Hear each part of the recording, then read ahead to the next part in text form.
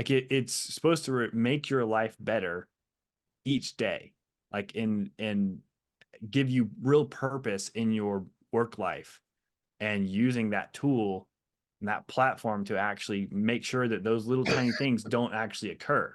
Like that's really a lot of times it's framed that way. Hey, if we're going through our Proline process, which we just redid it a lot in the past couple weeks, what part of it is not helpful? What part of it is helpful? How does this make you frustrated? How does this help your day?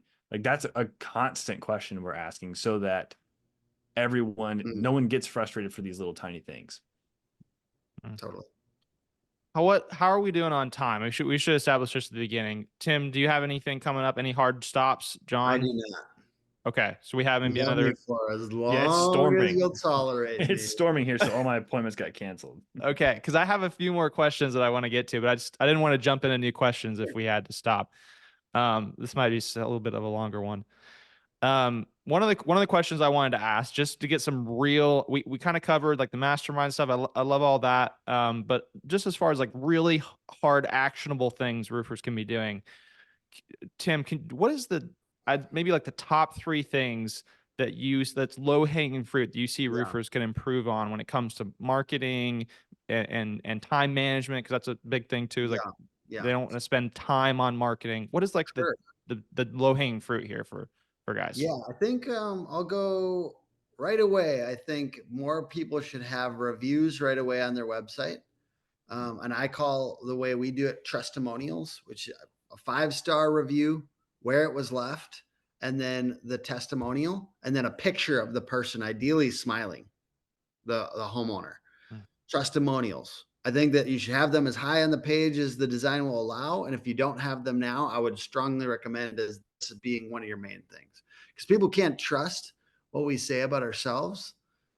And everything you do in marketing, like, will be better this year if you push those reviews, push video testimonials, and get the things that people are saying in your reviews onto your website, like verbatim, like even in headlines.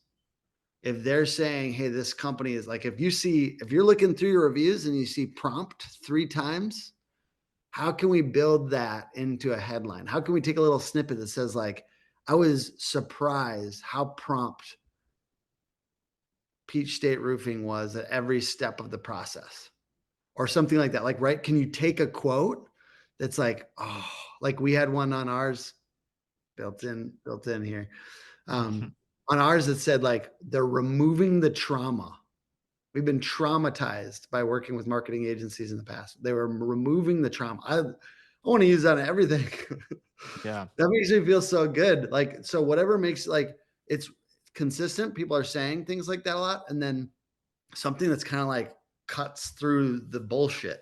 Cause we all, like, when we look at websites, we're all, just so you know, as I'm sure you guys would agree with this, when you go to a website for a tool, a roofing company, whatever it happens to be, agency, we look at it, it's all bullshit. We think it's all bullshit. So unless it's coming from a customer, we're almost assuming it's bullshit. And so, like, finding ways to work more of that into your marketing is my number one tip for 2024. My number 2 one is to make city and service landing pages. I'm still going to roofing websites and they don't have their services broke out into separate services. If you do roofing and siding and storm damage, can we have a page at least for those 3 with 500 plus words? They're custom. And I'm not mad if you use ChatGPT, just customize it with humanity too. Like, make sure you're modifying stuff so it's not looking, because the problem with just using pure ChatGPT with no, like, either feed it custom information about your differentiating features and stuff like that. We're going to talk a little bit more about ChatGPT too, but you want to feed it custom information so that it's spitting out custom information. If you just say, hey, I'm a roofing company, can you just give me a page on storm damage?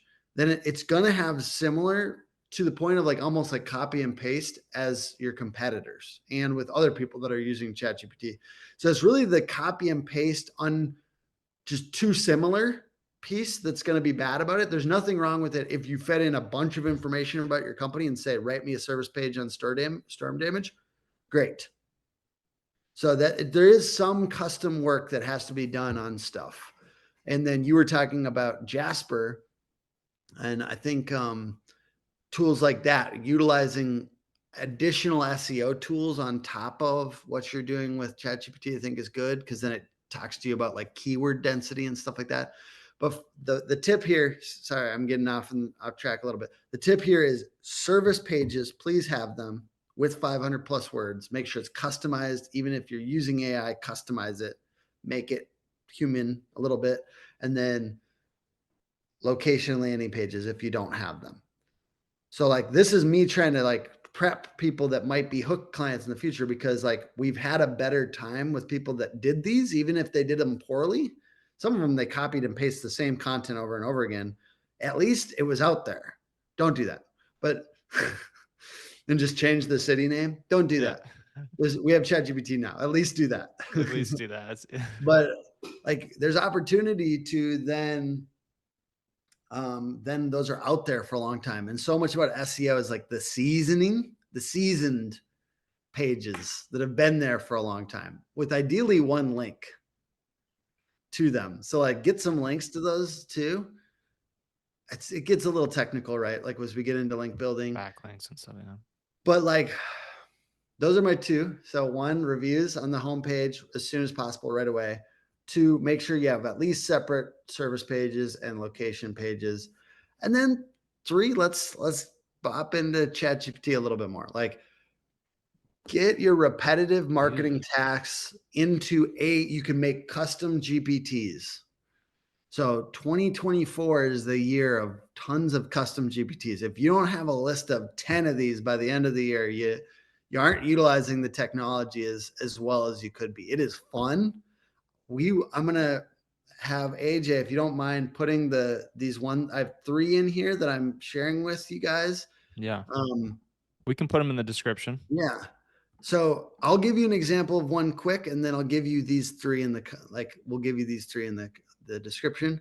But one example is like, let's say if you had a employee manual, or let's say Owens Corning, like detail PDF or something like that. Let's say you're an Owens Corning contractor, right? I'm partnered with Atlas now. So an Atlas contractor or whatever, right? And they had a PDF about all their specs and like how to install or something like that. Like, you could put the PDF, you could make a GPT based on that PDF to just answer. You just put it in there, you attach it, you say, make a custom GPT, you attach it, and you say, I want you to answer questions based on this. Or the way I was kind of teaching this recently was like making quizzes. You can put your PDFs in there and say, I want a 20-point quiz based on this. So you could test comprehension for the people on your team. You could tell them to read this employee manual and say, all right, make a quiz based on this. And so then you could just put basically, you know what, I'll put this one in there too. I have a quiz maker. So, but basically the point is you can make these GPTs. All you do is you describe exactly what you want it to do. And I'm just giving you examples of ones I've made in the past, but I just put it in the chat as well. This one will just turn any quiz or any PDF into a quiz for your team to test comprehension.